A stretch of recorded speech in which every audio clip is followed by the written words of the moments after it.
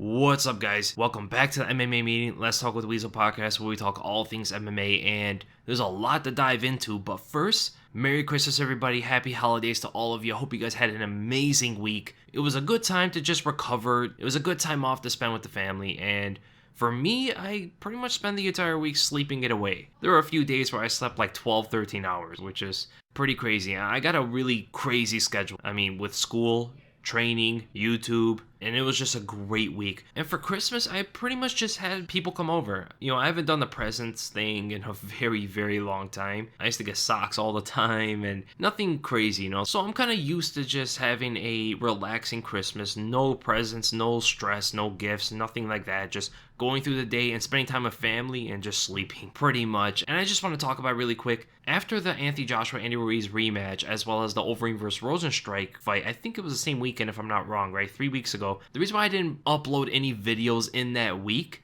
was actually because I got suspended for that week. A lot of people don't know that. I had a community guideline violation where I had something in my description, a link in my description where I should not be having it, I guess. It was like a wide crackdown on YouTube about this one rule, and I never really heard of it before, and they suspended me for 1 week because of something in my description. The rules are the rules, but man, a week? Can I just delete it? Can I just replace it really quick? A couple backspaces? I think more of a warning about something in a description would be more reasonable to go about things instead of just suspending someone for 1 week because of it. But yeah, that was why I was not able to upload that week. So diving right into MMA, looking back at that last card with Korean Zombie defeating Frankie Edgar, we had some other good matchups. The co-main event was pretty interesting. Very close fight as I expected. And the Doo-Ho Choi fight especially.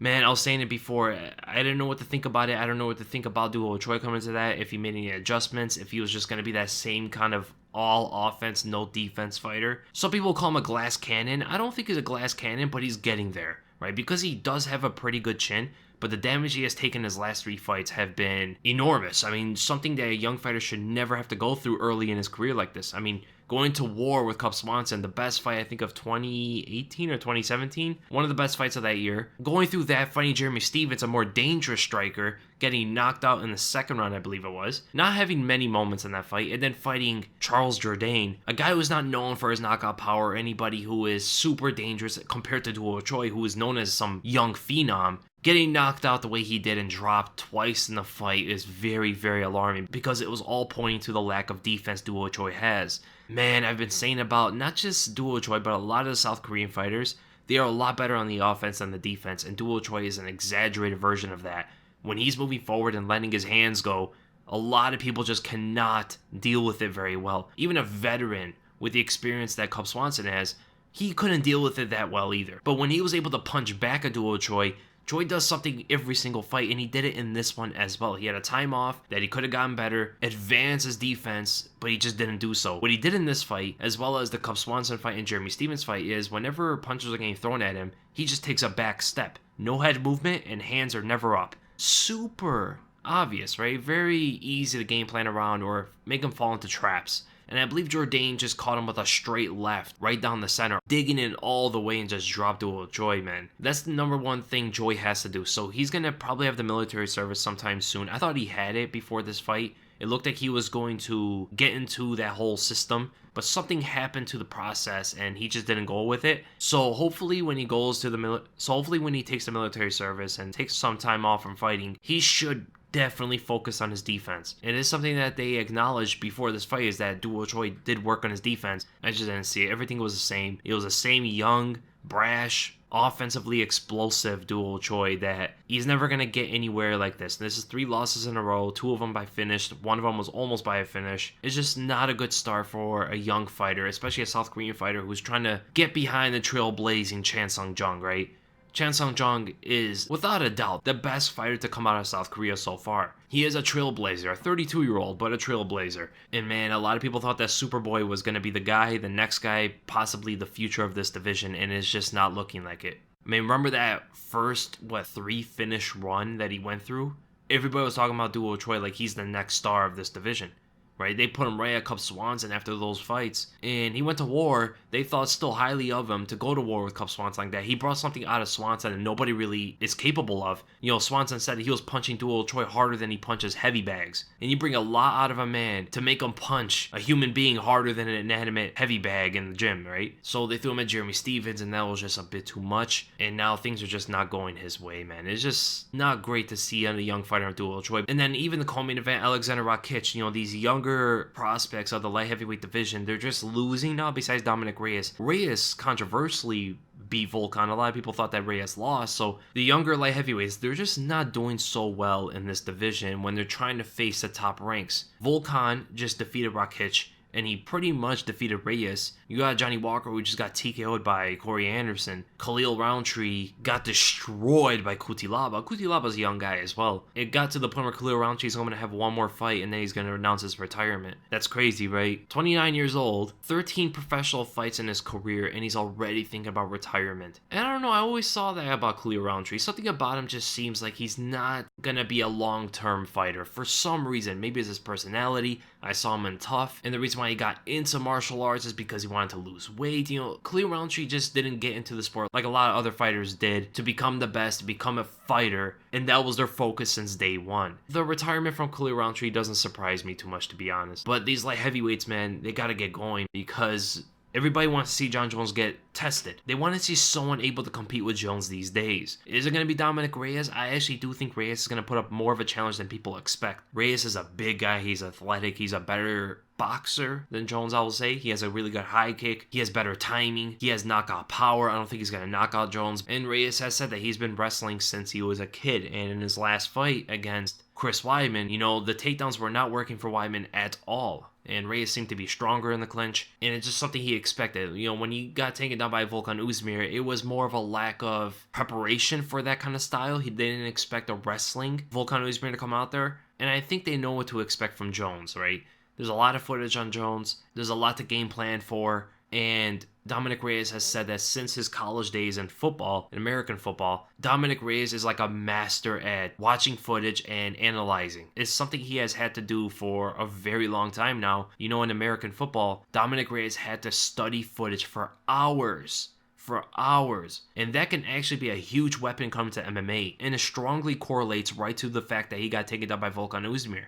Right, he didn't expect that at all. There was really no footage of Volkan Uzmir trying to go for takedowns that much and be successful with them. Only time was against Anthony Smith, but it was just not super successful. And that's the other thing. It's a clash of analysts in some sense. I mean, Greg Jackson, Mike Winklejohn, I forgot which one said this, but the claim is that Jon Jones studies footage better than they do. Jon Jones studies footage better than his coaches do. So we got two fighters who are also low-key analysts going at each other in a next level intellectual or calculated fight. This could be like some next level Death Note stuff going on here. And we know that when unpredictable variables enter into their fights, they don't perform as well. Look at Jon Jones versus OSP. He said the reason why OSP was so hard for him is because it was a short notice fight, and OSP is very unpredictable. Dominic Reyes had a hard time with Volkan because Volkan went the wrestling route. So on paper, who is more unpredictable? Is that going to be the deciding factor of that fight? Who is going to be the more unpredictable fighter? Who's going to analyze the footage better than the other and bring it into fight night? I would say Jon Jones is more unpredictable than Reyes is. Reyes brings a very, I don't want to say rudimentary, but very textbook style. Southpaw fighter, a lot of left straights, left high kicks, and a lot of redirections. The most unpredictable thing about Reyes is his footwork. Jones has a lot of weapons. And because he has a lot of weapons, there's a lot of things to analyze, a lot of things to look for. Right now, I do think Jones will beat Dominic Reyes, but I do think that Reyes is going to bring something into that fight that a lot of people haven't seen in a very long time. Maybe something since Lyoto Machida, catching Jones because of the footwork. And then that main event of the Korean card, Chan Sung-jung is not only the best fighter to come out of South Korea, but he is one of the best fighters today. He is pretty mad that the rankings have him as number 4 rather than number 2. He believes he should be right behind Max Holloway, who has just lost the belt, right? So he's going to be number 1. I can kind of see it because who did Briner take a defeat to become the number 2 fighter? He defeated Frankie Edgar. Who defeated Frankie Edgar more thoroughly? And that would probably be Korean Zombie. Both guys fought Frankie Edgar on short notice, and Korean Zombie defeated Frankie Edgar way more destructively, right? It took a minute to knock down Frankie Edgar. And not only did he knock down Frankie Edgar, he rocked him again. Fight went to the floor. Korean Zombie dominated the grappling, dominated the ground and pound, dominated the position. The scrambling made them stand back up again, and then just destroyed Frankie even more. Brian Ortega and Frankie was just going back and forth until the elbow landed at the end of the round. So yeah, Korean Zombie definitely had a better performance against Frankie Edgar. But the thing that's knocking Korean Zombie up being the number 2 ranked fighter is the fact that he lost to Yair Rodriguez. Yes, he was winning the fight, but he lost at the end. Was it a fluke? Was it not? I think Korean Zombie should fight Yair Rodriguez. I think that should be the most logical fight because a guy in his position will only want a title fight. But the fact that he lost to Yair the way he did, I would guarantee he would want a rematch. He'd want to right that wrong and show everybody that it was a fluke. Almost like what happened with Gegard Mousasi and Uriah Hall. Even though this one is way more freakish and way more strange than what happened in Mousasi versus Hall the first time. But it's a very similar mindset, I believe. And frankly, I do think Korean Zombie will defeat Yair Rodriguez. He just made a very big mistake of rushing things at the last 10 seconds and, slapping hands over Yair and just ran forward into a very unpredictable shot that Yair went for that you'll never see again. You'll probably never see that elbow ever again in your life. That is why I believe it's probably the greatest knockout of all time. In my opinion, it's the greatest knockout of all time. To land something like that, to knock someone out like Korean Zombie, last second of a 5-round fight, there's nothing that tops that. That's insane. And I don't think something like that's going to be pulled off again. So yeah, I do think Korean Zombie should fight Yair Rodriguez, and I do believe he will win that fight. There is Zabit out there, and there is Brian Ortega. Let's have them fight each other. Zabit versus Ortega, because that's the fight that got scheduled before that a lot of people wanted to see. That a lot of people were throwing shots at Brian Ortega for pulling out of that fight. And if I'm not wrong, he didn't even have an injury when that got scheduled. So let's run that. I will say if Korean Zombie is the one that wins out of those 4 fighters, he should be the number 1 contender for the title. He should absolutely be the next guy in line. Even if Zabit goes out there and knocks out Brian Ortega in the first 5 seconds with a flying knee, I still think Korean Zombie should be the next guy for the belt. Now, if Yair Rodriguez defeats Korean Zombie, and let's say Zabit defeats Brian Ortega, now it's kind of a toss-up. I think they will go to Zabit because Zabit is a bigger name. He has more of a following, so the business aspect of that could probably nudge Zabit a little bit ahead of Yair. If Brian Ortega defeats Zabit, he is not there for a title shot. He just got in his last fight. He needs another 2-3 fights until he gets a title shot again. So that card was actually pretty decent, but the time slot was not good, man. At least over here, but here's the thing. I can't complain. The Europeans, the Australians, the Asians, Africans, probably, I don't know what time zone parts of Africa is because it's such a big continent. You guys get this all the time. I mean, you guys are staying up 4 or 5 in the morning until the main event's over. Sometimes until the main card starts, and that's a bit of a drag, man. So I can't complain. Americans, we can't complain. We get this once in a blue moon. Definitely not looking forward to the next one.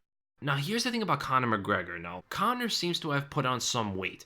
I talked about this a little bit on Twitter. So there are pictures of Conor McGregor in a hoodie and also sweatpants, so it could be a bit of a delusion or maybe something he's putting out there to confuse and trick everybody. But he looks massive. At least his arms and shoulders do. Conor never really had a big chest or a big back or abs or obliques or anything like that. It's really his arms and shoulders are big and long, and that's what makes him look bigger. So it possibly just could be that. If he takes off the hoodie and also the sweatpants, he could probably be relatively the same as before and not gain much weight. Maybe he weighs like 175.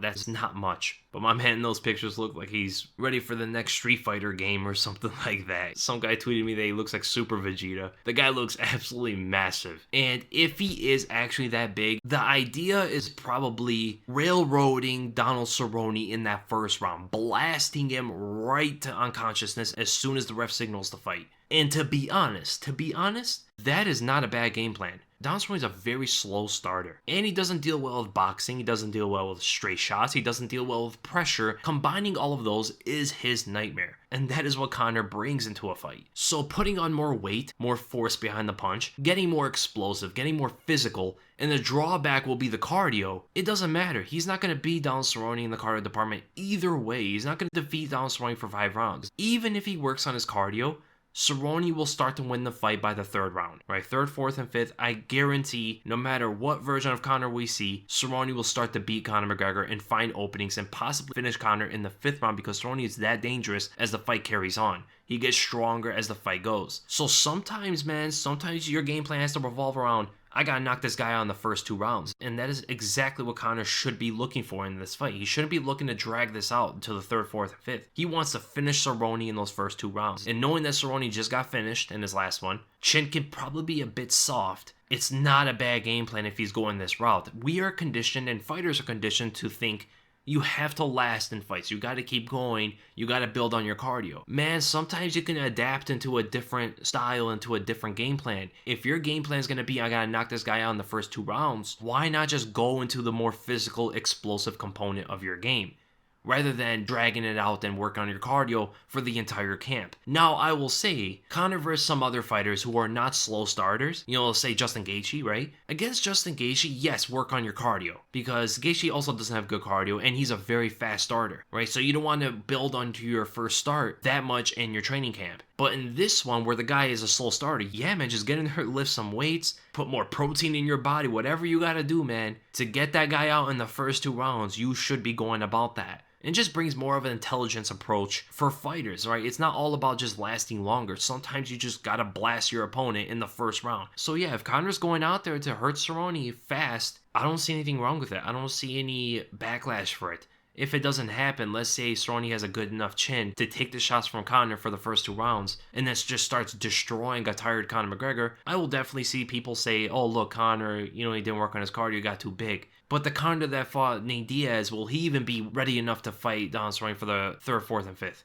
I don't think so. I really don't. I don't think it will matter that much. Maybe he'll hold off some of the damage for the first half of the 3rd round, but I don't even see that, to be honest. It should be a good fight, but I don't know. There's something about this fight that it just doesn't get me as excited as some other fights that are going on, right? Am I the only one that just doesn't feel like this fight does that much for me as a fan? Just excitement and just something to look forward to, anticipation. Just something about this fight just doesn't give me that feeling. Colby and Usman did. I was so excited for that fight.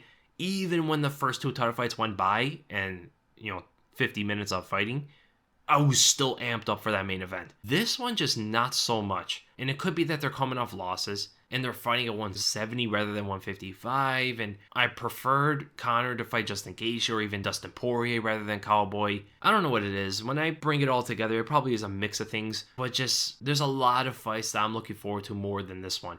Right, Khabib vs. Tony is my Christmas wish. I'm glad that it is scheduled for April, and I absolutely cannot wait for that one. I am trying not to think too much about that fight, because the curse about that fight. Maybe it doesn't happen for the, 4th, 5th time? I don't even know how many times they got scheduled now. So looking forward to this one. I am excited for the card. I am excited for the fight. I'm not saying I'm not, but comparing it to some other fights that just happened or are going to happen in the future, even Jones vs. Reyes does more for me than this one. But we'll see. Maybe fight night things change. Maybe the press conferences things change. I think they're going to be very cordial and very positive and friendly with each other. I think we're going to see a different Conor McGregor. And actually, these press conferences are going to happen next for Conor. I don't know how many are going to happen, but most likely one at least. It's probably going to win some fans over for Conor and say, oh, look, Conor is actually a pretty good guy. I didn't like the guy that fought Khabib and how he acted. I like this friendly and joyful Conor who's just throwing it up with Donald Cerrone. Just 2 good lads having a drink and fighting on Saturday. I can see a lot of people being happy to see this fight after the press conference. And I put up a poll 2 days ago about who's the fighter of the decade. So I am thinking about making a video regarding fighter of the decade, fights of the decade, and other categories, maybe not that you normally see. Maybe the most violent fighter or the most active fighter or,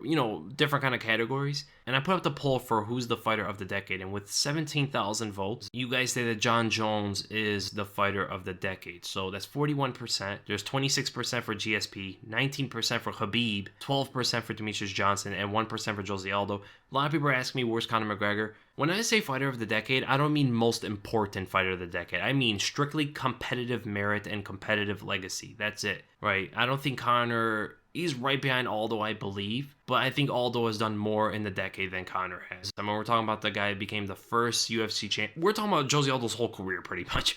I mean, we're talking about WC championship, coming to the UFC, defending it 7 more times, added on to his 2 times at WEC, and defeating the names that he has defeated, as well as, defeating Frankie Edgar the second time, defeating Jeremy Stevens, going down and having a great fight with Marlon Moraes, all that sort of stuff. I believe Jose Aldo is definitely one of the best fighters of the decade. But if you throw away the PEDs, how can you argue against Jon Jones? The only thing that's holding him back is the PEDs. Okay, just throw that away, just to look at him and look what he has done.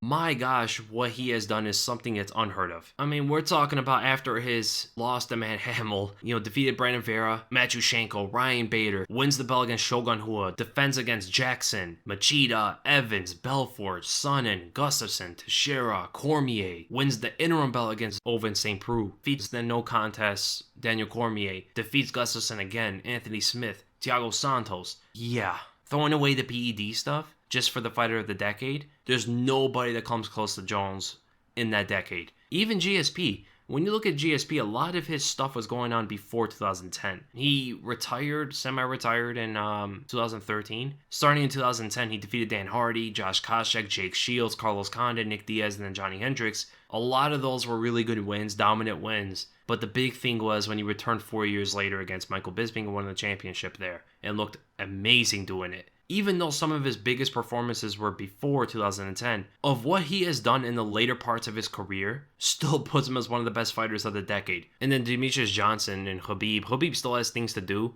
If Khabib goes out there and defeats Tony Ferguson... Okay, I want to talk about this. I heard what Luke Thomas had to say a little bit about Khabib versus Tony Ferguson. Very brief comment that he believes that the winner of Khabib versus Tony isn't the greatest of all time, greatest lightweight of all time. That is something I disagree with, and that is something a lot of fans believe as well. A lot of people believe it's BJ Penn. Some people give it to like Benson Henderson or Frankie Edgar. In my opinion, and a lot of yours, I've seen the comments, Khabib and Tony are the greatest lightweights of all time. And again, it all comes down to criteria. And my biggest criteria is who have they defeated? The competition is number one because that is a thing that at the end of the day claims superiority to everything else. You can have 1,000 title defenses and fought nobody but cans, right? You can have the longest win streak but fight cans, But if you go out there and beat the best fighters in the world, back to back to back to back, there's nothing that can discredit your claim. There's nothing. Or you'll say, oh, but he was never a champion, or he never defended his belts, or whatever it is. Yeah, but if the champion is fighting the guys that this guy's fighting, will he even become the champ? Would he even get to that belt? Tony Ferguson was the interim champion. He was never the undisputed champion. But his resume is stronger than pretty much every other champion besides Khabib that has ever competed in the lightweight division. Think about that. A guy who was never undisputed champion has a stronger resume than every champion that came before him. Think about that. Tony Ferguson has defeated better fighters than any other undisputed champion. I would say besides Khabib Nurmagomedov. That is why Khabib and Tony are the best. They're the best lightweights of all time. They have defeated guys that I believe, if Frankie, Benson, BJ Penn in his prime. Again, BJ Penn didn't really have many guys to fight because the lightweight division was pretty new. So it's not his fault, but he's in that kind of Ronda Rousey status where he just fought who was there. Yeah, they weren't the best fighters, but those are the guys he was beating. But that goes into the argument. Tony is fighting the best lightweights that you have ever seen. Khabib is beating the best fighters that you have ever seen. And they have the longest win streaks in the lightweight division's history with that resume, with that competition. Best lightweights of all time. And the only way you can have the definitive claim at the top, the concrete greatest, is the winner on April 18. For me, there is no fight they could put together.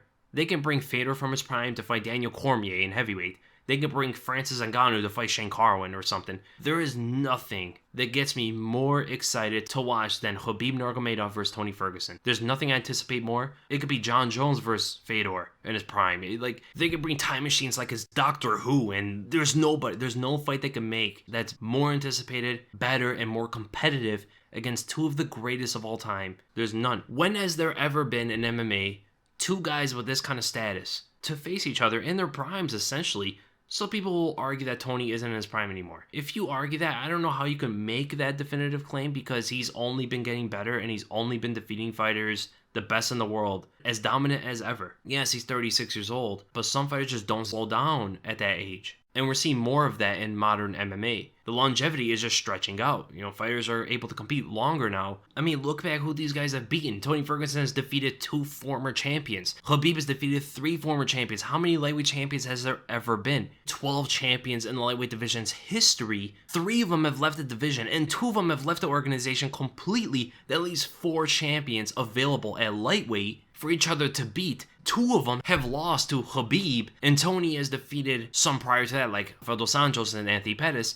before they went up to 170. I mean, we're talking about 12 UFC win streak versus 12 UFC win streak. 28 overall win streak versus 12 win streak at Tony Ferguson. The longest win streaks in UFC lightweight division's history going up against each other. Khabib has a title defense. That is actually more than most champions in this division can even claim for already, with his competition beaten, with the win streak, with the domination, with the skills. He's the consensus greatest grappler in the UFC. And I mean consensus. Most people believe that Khabib is the best wrestler / grappler that has ever competed in the organization. And he's versing probably the most unpredictable fighter that has ever competed in the UFC, right? Very straightforward, same style fighter in Khabib is going to fight someone who fights differently in every single fight. The surgeon, the boogeyman, Tony Ferguson, who makes everybody bleed, is fighting the guy who's never been cut before. He's fighting the Superman. He's fighting the guy that rarely even ever gets hurt, the invincible one in Khabib. Both fighters make everybody they fight break mentally before they pummel their body into oblivion. Khabib's gonna be under his bed every night waiting for the boogeyman to show up so he can start grappling with him to get ready for this. Tony Ferguson's gonna be up in the mountains over there in Russia fighting bears to get ready for Khabib. They have both gone and say this is the fight that has to happen for the division for its history. Khabib said before this fight got scheduled that he's not that motivated for other fights. Dustin Poirier fight didn't do much for him. He even said the Tony Ferguson fight doesn't really do much for him until he probably thought about it a little bit more, and now he's saying it's the most important fight in his career. Really? He just fought Conor McGregor, the biggest fight in the organization's history. Forget weight classes, forget all of that stuff. It was the biggest fight ever, one of the biggest fights in combat sports history. But this fight with Tony Ferguson is the most important for him, and it's the most important for the competitiveness of the division. And knowing that Khabib is going to retire pretty soon, win or lose against Tony Ferguson most likely, Tony is probably going to retire pretty soon as well. He's 36 years old. What is he going to do after Khabib? What is the winner of this fight going to do after? If Tony or Khabib win, what is going to happen with them? What do they have left to prove? They have defeated everybody already. There's Justin Gaethje, that's it. After Justin Gaethje, there's nothing left. Tony can fight Conor McGregor and call it a career. Whoever wins this fight, I believe only has 2 more fights in their career. Justin Gaethje and Conor McGregor. That's it. They're done. There's nobody else. They've defeated everybody. For both of them, that's how great they are. That's how equal they are when you look at the resume. They both have defeated everybody. There's nobody left after this. Besides really one fighter, but 2 when you go into the business aspect of the sport. So I will say probably the beginning of 2021, you will probably see the winner of this fight on April 18th retire. The greatest lightweight of all time, one of the greatest fighters of all time you can claim. Let's say even if Tony defeats Khabib, let's say he fights Justin Gaethje, defeats him, he goes and defeats Conor McGregor, Tony Ferguson's up there for the greatest fighter of all time as well. One of them. Khabib, if he goes and defeats Tony Ferguson, Justin Gaethje, and Conor a second time, you can possibly just say he's the best ever. You could probably say put him above John Jones without PEDs or above GSP. The winner of this fight, most likely in my prediction, is probably going to retire early 2021 after their next fight. I believe their next fight after April 18th is going to be probably November, the next New York card after this one. And then they're going to fight maybe the spring of 2021 and then call it a career after that, no matter who wins this. If Tony loses, because I do favor Khabib just a little bit, if Tony goes and loses to Khabib, I believe Tony's still going to retire pretty soon, right after he wins the belt. I believe he just wants to win the undisputed belt, and that's it. Even if he loses to Khabib, he is still the second greatest lightweight of all time. And this is the most stacked division in the sport. I cannot tell you guys how ready I am for this fight. I cannot tell you guys how amped I am, but let's calm it down because I don't want to think about it too much.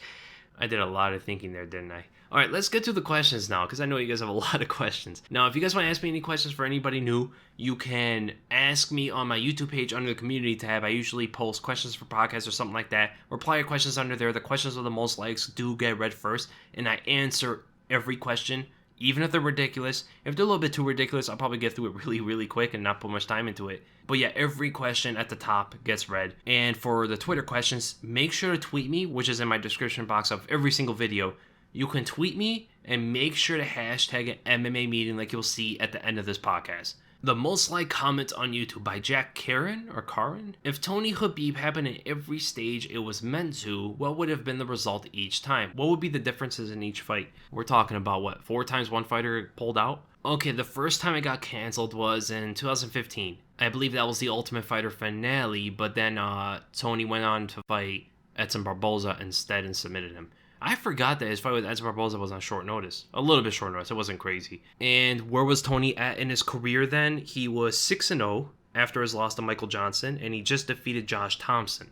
And where was Khabib? Khabib just defeated Rafael dos Anjos a year and a half before. Well, he had 2 canceled bouts with Donald Cerrone before this. After this cancellation, Khabib fought Darrell Horcher. Who would have won that night? I think Tony would have won that night. I think his experience would have helped him. Khabib didn't have much experience in the UFC then, and he really wasn't a striker at all. I think Tony would have dominated the striking then. And looking at his submission skills on Edson Barboza, on Gleison Tibau, on Abel Trujillo, looking how dangerous he was and how much of a pace he puts on fighters, if it was 5 rounds, I would have favored Tony Ferguson then. I think it would have been too early for Khabib then. And then their next cancel bout was on April of 2016, right after Tony's win against Edson Barboza. So Tony had his rematch scheduled for Michael Johnson, which got canceled, and then scheduled to fight Khabib, and that got canceled. After this, Tony fought Lando Venata. And where was Khabib? Khabib just defeated Darrell Horcher and looked excellent doing it. This was when he had that time off, and Khabib came back and looked amazing. He looked like a completely different fighter. Mentally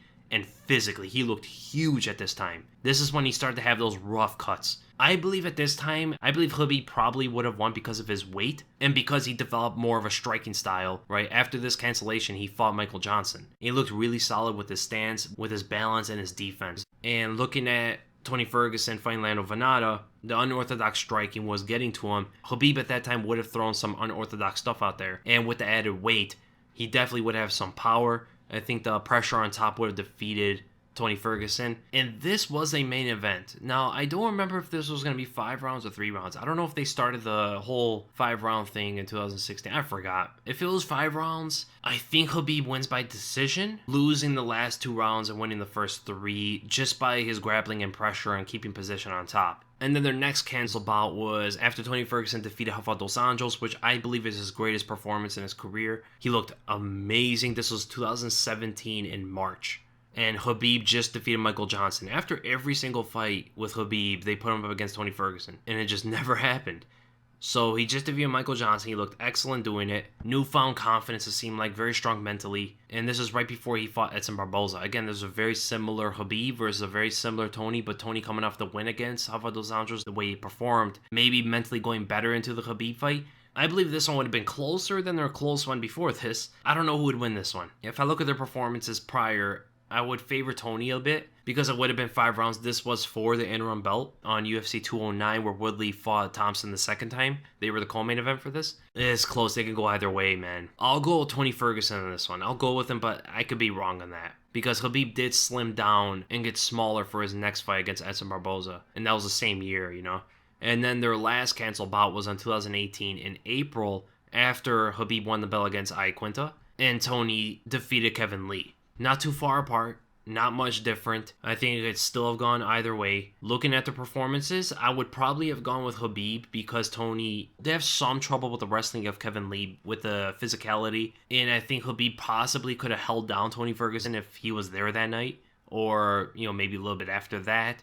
Khabib probably saw some chinks in the armor. And the last thing Tony Ferguson saw from Khabib was his fight with Iaquinta. But again, Khabib is not going to fight like that against Tony Ferguson. So it wouldn't have done that much good to just study the fight with Iaquinta, right? Starting the fight with Kevin Lee against Tony Ferguson is a much better thing to go off. So I would have favored Khabib on this one. And then we go to the next question. Joel Kanamuli. What do you think is a good tune-up fight for Rumble Johnson before his inevitable fight with Francis? Yes, this is something we have to say first. He cannot go out there and just fight Francis in his first return fight. I think a very good fight for him would be Blagoy Ivanov. Blagoy Ivanov is not an easy fight for anybody. He has a well-rounded style. He's a tough guy. He has a good chin. He took the shots from Derek Lewis very well, marched him down. To get into the top ranks, to be ready for the next guys, Blagoy Ivanov is a very good fighter to test yourself against, right? I believe Ivanov is the gatekeeper to the top ranks. Even though he's number 11, I believe he's better than Shamil. And right below, I will say like Walt Harris at Overeem. You know, once you get to Overeem and Walt Harris, that's where the top of the division is at,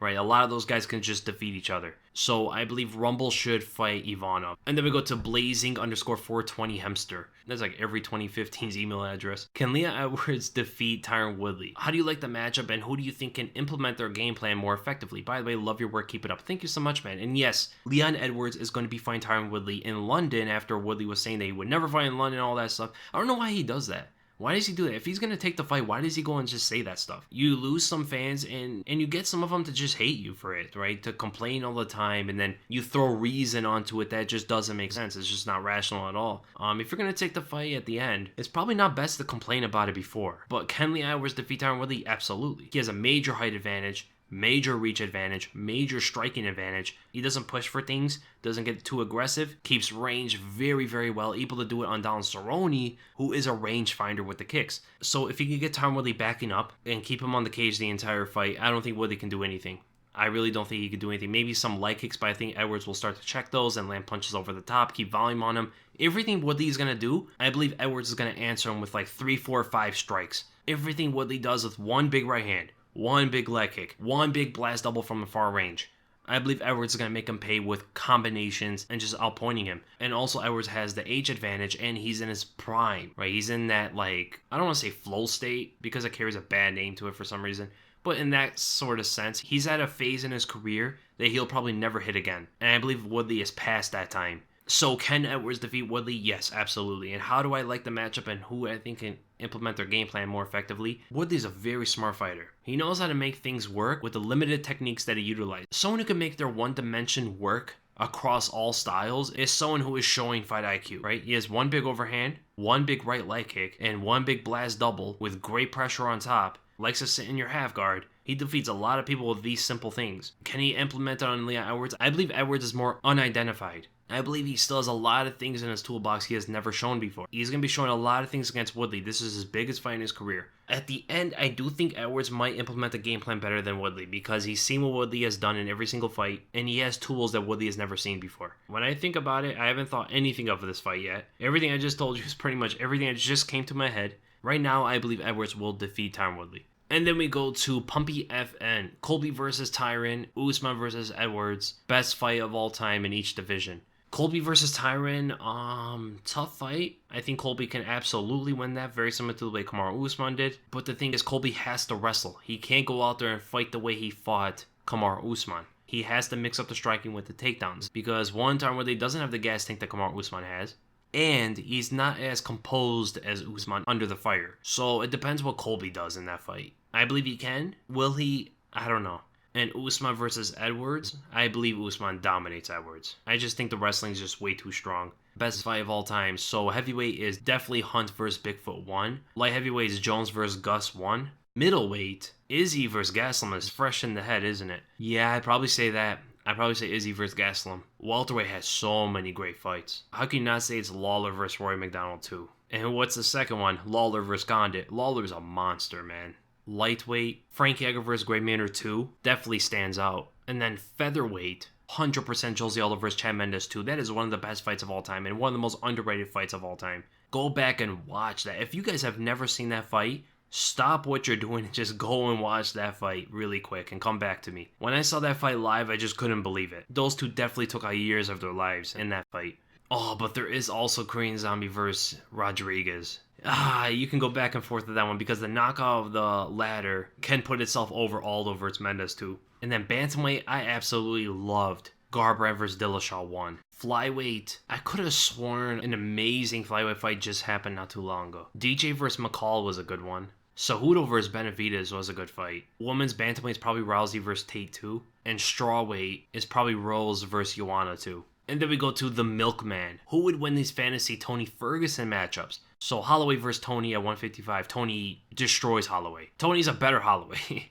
It's pretty much what it is. He's bigger, longer, more power, better grappler, throws crazy things on the feet, very unpredictable, never stops, high output, lasts all 5 rounds. Yeah, he's a better Holloway. Tony versus Nate Diaz. Speaking of that, he also brings what Nate Diaz brings into a fight, but a lot more effective with kicks, with wrestling, with elbows, with power, better gas tank, amazing ability to recover. Tony destroys Nate Diaz. Absolutely destroys him. Tony versus Conor. Now here's the thing. Out of all the high level fighters, Conor has the best chance of knocking out Tony in the first 2 rounds. But the last 3 rounds, out of the highest level fighters in the 155-pound division, Tony destroys Conor far worse than anybody else. I'll go Tony Ferguson. He's very smart, high fight IQ, throws many weird things that Conor has never seen before. The jab can be in Conor's face all night. Tony will switch stances, so the southpaw stance He could throw that jab, and Conor's outside slip, getting the outside foot, getting the inside foot, whatever advantage he wants to take as a southpaw versus orthodox gets taken away from the switching of stances by Tony Ferguson. The wrestling route is also an option, so Tony definitely I think would beat Conor McGregor. Tony Ferguson versus Masvidal at 170. Oh man, that's a good fight, and I've never thought about this. I never think about Tony going up to 170, even though he's a big 155er. And he's fought at 170 and has a lot of knockouts there. So we know that Tony at 170 is a knockout artist compared to 155. Oh man, that's such a good fight. I don't know who would win. They can both switch stances on each other. Tony's a better switch fighter, but he will leave himself exposed, and Masvidal is a very good textbook fighter when he wants to go that route. He will throw some flashy things, but he has a core of fundamentals. He will never leave that out. Both can last 5 rounds, I believe. So the pace of Tony possibly can make Masvidal slow in the 5th round, but we don't even know if Tony's going to have that kind of cardio at 170. I can see a right overhand from Masvidal catching Tony as Tony's trying to switch and try to create an angle. Kind of similar how he caught Nate Diaz, a very similar punch. But the thing is, when Jorge Masvidal is moving backwards heavily from pressure, his defense will open up a lot more. Right, he'll sometimes drop his hands, sometimes he picks his hands too high up to the side, almost like a boxer, and Tony will absolutely find holes and just overwhelm Masvidal. I'll go Tony Ferguson on this one. I think at the end of the day, the pressure and the output would not allow Masvidal to throw anything too much, right? Just one big shot here and there, and Tony, I think, will be able to see those because of his reach advantage, and also because he's amazing at rolling with punches. And I believe the jab of Masvidal is going to be neutralized, and that is one of his best weapons. Wonder Boy versus Tony Ferguson. It depends if Tony wrestles, because he's going to pressure Wonder Boy heavily, kind of how he did Edson Barboza, right? Right at the get-go, did not let Barboza breathe, and that's exactly what he has to do against Wonder Boy, but he's going to get tagged here and there. But he is a knockout artist, he has a longer reach, he has the wrestling aspect. I'll go Tony Ferguson. And then Usman versus Tony. That's a really good fight.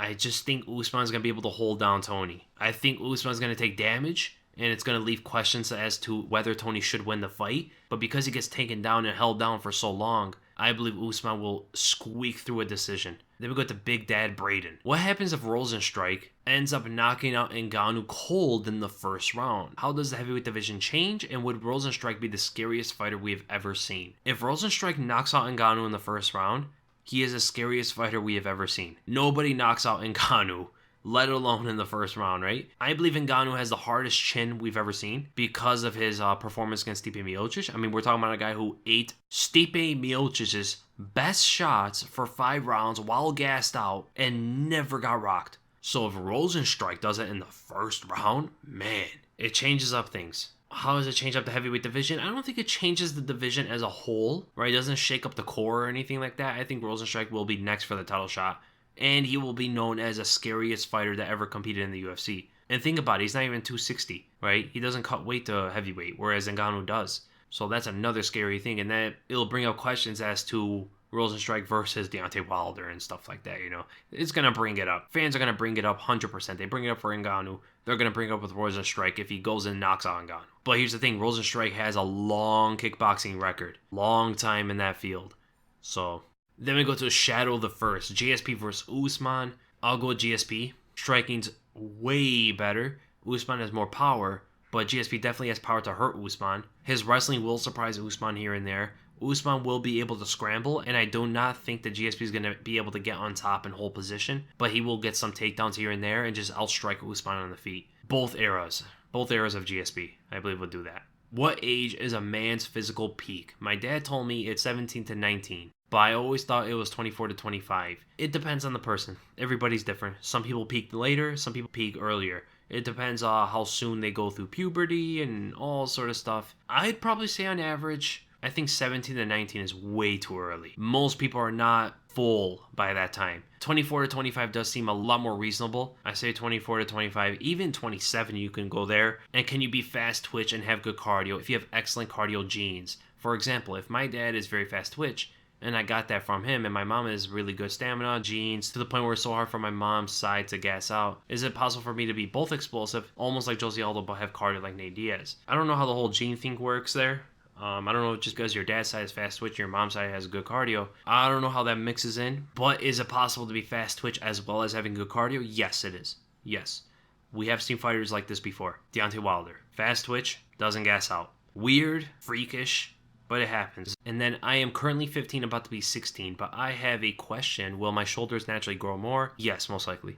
They are already big, but will they grow more? And will I have more power, speed, stamina naturally? Yes, absolutely, as you get older from adolescence. Does that grow more after 15, 16? And if yes, how much more and to what extent, or should I say age? Also, I am athletic and a very quick learner and joined wrestling soon as I hit 16 folk style. Will I be able to maul people like Conor, Khabib, etc.? Okay, absolutely. From 15 years old, you're definitely going to get more powerful. You're definitely going to get more athletic, more speed, more stamina. Everything is going to grow. Intelligence, everything is going to grow from that age. You're in your adolescence period. So as the name suggests, all your attributes are 100% going to grow from this point. Unless you're different. Some people, for example, I've been 5'11" since I was 13 years old. Since I was 13 years old, I have not grown in my height. And I've weighed with the same muscle since I was, I think, 16 or 15. I take it from my dad's side. My dad's side grew very, very quickly. My dad also stopped growing in height, I think, when he was 12 years old. Everybody on my dad's side hit puberty from birth. You know, it was just weird. Had beards when they popped out. I went through the whole puberty stage extremely quickly. I had facial hair in middle school. I was taller than teachers. I was the tallest kid in the entire school. And I was in the lowest grade of the school. So there are some people who will stop growing at a very young age. Mentally, not so much. So maybe you can work on things and be more adaptable because of your higher intelligence. Even though your body stops growing, your mind grows usually until the 20s. So I'm pretty sure in your case, on average, you will absolutely grow with your attribute. Then we go to James Tom Linnison. Do you think recency bias is a big problem in MMA? Like how everybody thought Till was going to lose to Gastelum by KO, and how everybody thought that Cowboy after 3 wins against lesser competition deserved a title shot. Or even Gaethje after 3 KO wins would now beat McGregor Khabib, when a year ago nobody would even think that. Recency bias is huge in MMA.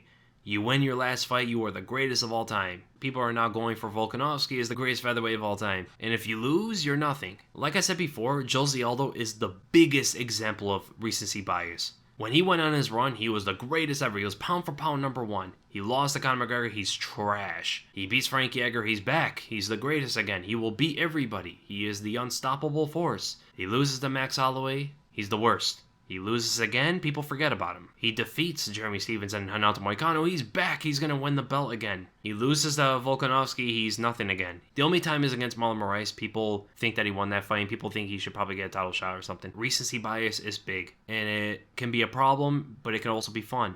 You know, Ngannou's run before he won the belt, it was a fun thing to watch, and it was a fun thing to talk about him versus Stipe. And that whole recency bias can just blind us, right? The excitement of the sport can blind us. That's what recency bias really is. It's the excitement of the fights. And we can't blame that much because MMA is just so fun to watch. It just gravitates so strongly that whenever things happen, we think it's the greatest thing ever. And also, I believe that with the amount of fights that go on, we can't think too far in the past. We can't think 3-4 weeks ago after a fight just happened because there's been so many fights. Even at this point, I forgot about so many fights that have happened this year. But if you reminded me, I'd be like, oh yeah, that fight did happen. That was actually an amazing fight. That was actually a great knockout. That guy actually has been doing very well. Or, you know, not too long ago, Donald Cerrone lost 3 fights in a row. Oh, he did? Oh, wow, I completely forgot. So it is a big problem when considering where fighters are objectively in their careers. And it can actually create some dire situations where you throw fighters into a title shot very, very quickly when they shouldn't be in there. And I'm not going to lie, Darren Till is that guy. Darren Till is throwing at Tyron Woodley a bit too early in his career, and I believe that was because of recency bias as well. So it is a big problem. But it is fun, you have to admit. And then we go to the stuffed monster. Pound for pound best, kicking in general, Edson Barboza. Leg kicks, Edson Barboza or Justin Gaethje. Barboza having 2 leg kicking finishes probably puts him at the top. Boxing, I'd probably say Conor McGregor. There is Rory Masvidal, he's a great boxer, but I think Conor's a little bit sharper with things. Elbows is Tony Ferguson. Matt Brown's up there, but I think Ferguson has just took that title over. Cardio, I'll say there's 4 cardio kings. There's Colby, Usman, there's Khabib, and there's Tony Ferguson. Tony and Colby have had the greatest cardio performances in UFC history when Colby fought Robbie Lawler and Tony fought RDA. I'll say it's Tony Ferguson. I think Tony has the greatest cardio because he's throwing power shots, stopping takedowns, putting a lot of output, and fighting in like Mexico City at the same time against elite fighters back to back to back to back and doing it every single time. And he just never gasses out. Colby will throw power shots, but a lot of them are just like half punches with good takedowns as well. Colby's right there. I think Tony's #1. Who do you think has the best shot at being champion in 3 weight classes? I think I've answered this before, Henry Cejudo, especially now that Volkanovski has won the belt. I think Volkanovski's a better fight for him than Max Holloway was. 214-pound Volkanovski versus 185-pound Adesanya. Isn't that crazy? I even think Volkanovski, when he weighed 214, weighed more than Adesanya's walk-around weight. 5'6" Volkanovski compared to 6'4" Adesanya, and Volkanovski possibly weighed more than him. Crazy, man. Crazy. If Volkanovski never lost that weight, he would be a 185-pound fighter. Or even a 205er.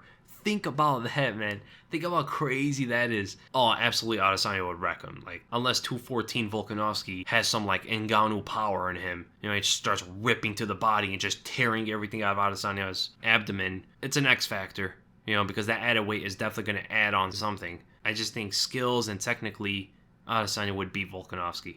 I don't know, man. I don't know. It was such a weird thing to think about. But what I will say is that the fact that Volkanovski went down to 145 and his walk-around weight's like 170 or something now, 214 is not the optimal weight for him to fight. So, yeah, Adesanya would win that. And the next question, could Ngannou take an unexpected clean shot from Ngannou? I don't think so, man. Ngannou's like Thanos, dude. He has a pretty big chin, pretty strong chin, but he has that Infinity Gauntlet of his. No matter how strong your chin is, that thing's gonna wipe you out. Then we go to everything MMA. Get ready, guys, okay? It's not PG friendly. How big is your dick? No homo, though. Let's just say that when I compete, I gotta negotiate for some fighting pants. I can't wear shorts.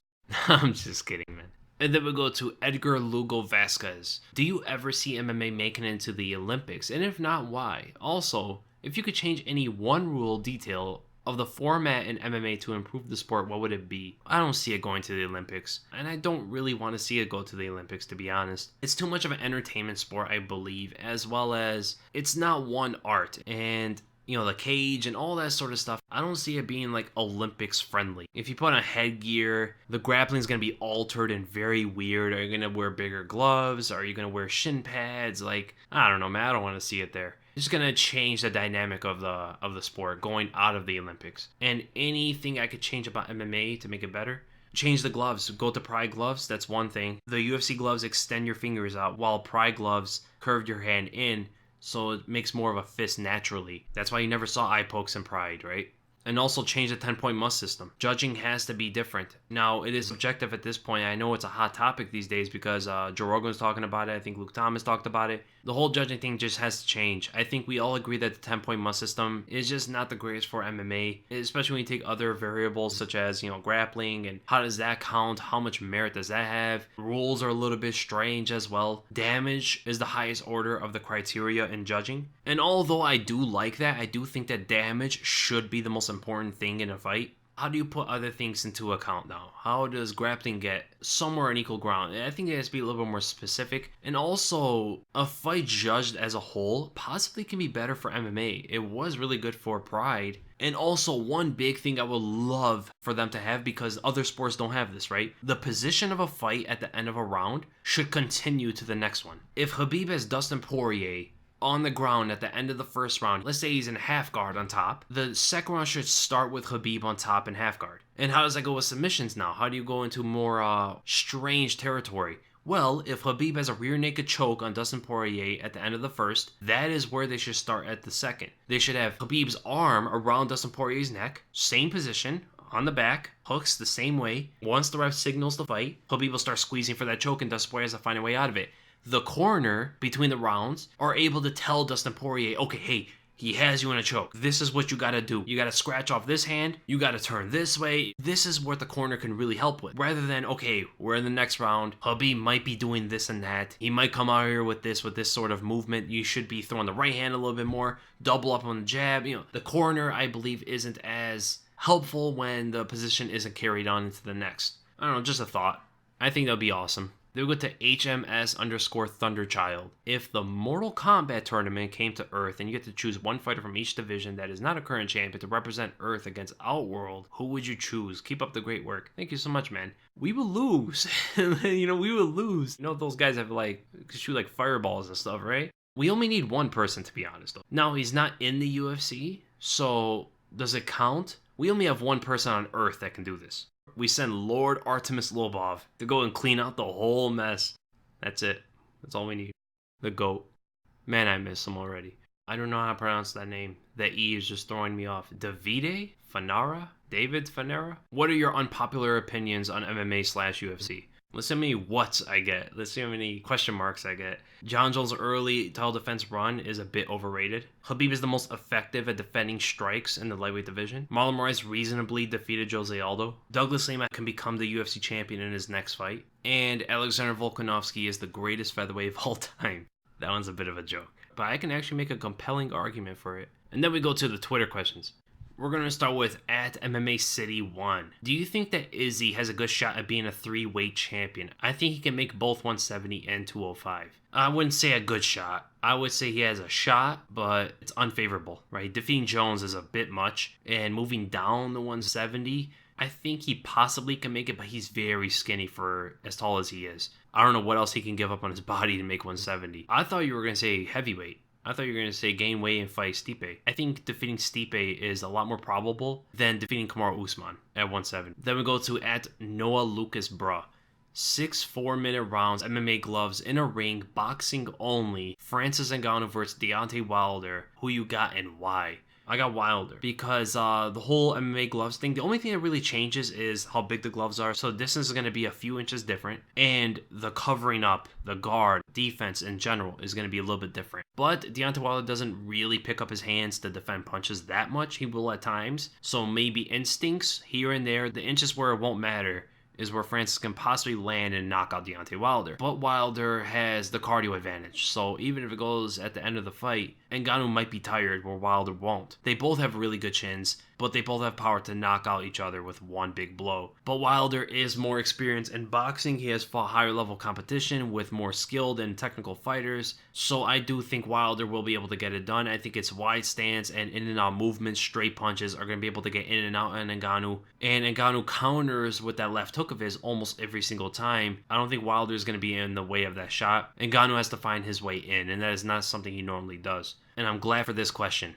I don't like to touch on it too much, but Mark, you are spot on. At Mark Oliveris, given the fact that punches you don't see coming are the ones that knock you out, does that mean the concept of quote-unquote having a chin is not entirely accurate? Isn't it more so that a durable fighter is one that is able to take shots because they see them coming? You are absolutely right. This is why you see Diaz brothers get dropped, but they're able to recover very, very quickly because they're not as rocked as you think. Now, having a chin is absolutely a concept. Having a chin is pretty much dependent on your makeup. The meninges, the fluid around your brain, is that torn apart? Are they full? Do you have more of that? Do you have less because of the damage you have taken? All that sort of stuff is definitely a concept. The strength of your neck. This definitely has an impact on the quality of your chin specifically, but is not as strong of a factor as seeing punches and not seeing them. A lot of times you definitely see these guys with really good chins able to see the punches coming. Diaz brothers, like I said before, they see punches coming all the time, but they're just a bit too slow sometimes to get away from them, or they're leaning away from them and they get caught at the end of it and get dropped off balance. So yes, mostly you're correct. Having good eyes correlates to having a good chin. Then we go to at GE00212-803. Quote unquote, the best fighter doesn't always win. Would you agree with this statement? You tend to favor fighters who have won the first fight. Would you apply this saying to these fights? Derek Lewis versus Volkov, Hermanson versus Cannonier, Ngannou Stipe, Rozenstruik versus Reem. That statement can absolutely be true, especially when you see a finish or see some fighter winning and then they just get caught. Chael Sonnen says it very well. He says that the fighter that wins isn't necessarily the better fighter, but is someone who fought better that night. So I believe Volkov is a better fighter than Derek Lewis. Hermanson and Cannonier, I don't know. Cannonier is always dangerous in every given moment. That's pretty much his thing. With Lewis and Volkov, Lewis is a lot more one-dimensional, and Volkov just made a big error, right? He was winning the entire fight and just made one mistake because of Lewis's uncanny pressure in that fight. I think it just caught Volkov off guard. I think Volkov in a rematch would absolutely beat Lewis. I think Cannonier will still beat Hermanson, but it'll be closer. Ngannou versus Stipe, I don't know. That's a tough one. It just depends how Ngannou approaches the fight, because I believe Stipe brought everything he had in the toolbox against Ngannou that first time. And Rozenstruik versus Reem, I absolutely do think Overeem is a better fighter, but his chin is such a liability. Like, man, you can get caught with a jab and get knocked out. He got hit by a flush right hook after that uppercut. Then we go to @KB1044. You often say that straight punches often beat looping punches. Facts. Does it follow then that straight punches are superior to looping punches in general? Are there advantages to looping punches over straight punches given certain contexts? Thanks, man. No, thank you so much for the question. So, yes, straight punches, when they're meeting looping punches at the same time, straight punches are going to win every time because they have a shorter distance to travel. And because you're connecting first, you're connecting with more impact. The follow-up punch from the opponent, the looping punch, is going to decrease in impact, decrease in power because they got connected on. And also you can block punches with your shoulder, with your arm on the inside of the punch, all that sort of stuff, right? But that does not mean that straight punches in general are superior, because there are always situations where looping punches are going to be more effective, right? Generally, looping punches get over guards a lot better, right? When someone is tightening up, turtling up, looping punches usually get through the guard a lot easier. And also they can land behind the ear, which is an equilibrium shot, right? It's a lot easier to knock someone down with a looping punch over a guard because they can't be behind the ear and stuff, right? There are also angles, specific angles where looping punches are just going to meet the target a lot more effectively. And also, is there a punch to keep the opponent off from, getting the outside foot in opposite stances? It's going to be your lead hook rather than a jab, which is going to meet on that straight line, which they're exiting on. Let's say you're an orthodox fighter, someone southpaw, and they're trying to take the outside foot. A left hook fading away and meeting a perpendicular angle to them is a very good technique to make them pay for it. So there are definitely many situations where looping punches are going to be better than straight punches, but when they meet each other, straight punches are going to have the advantage. Then we go to at Ahern Eamon. What do you make of this? So Rory McDonald inks deal with Professional Fighters League. It seems like he's trying to make more money. Nothing else. The competition is less. He should absolutely win. It seems like Rory has lost his passion for competition and just finding ways to make more money. When he fought Robbie Lawler in the rematch, he made like $40,000 or $49,000, which is crazy. I do not like seeing that.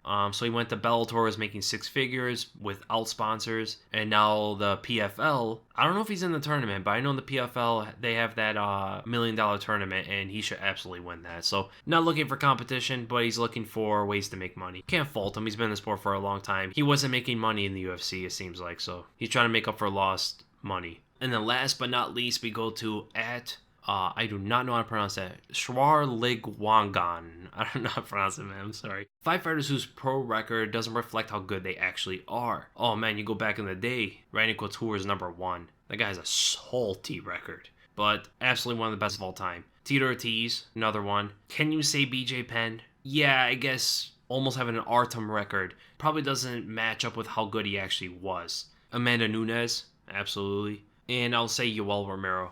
So that's the end of the podcast, guys. I hope you guys enjoyed the episode. And if you did, make sure to like, make sure to subscribe to my YouTube channel if you're listening to the audio version of this. And again, thank you guys so much for watching. Thank you guys so much for listening. And I'll see you in the next episode.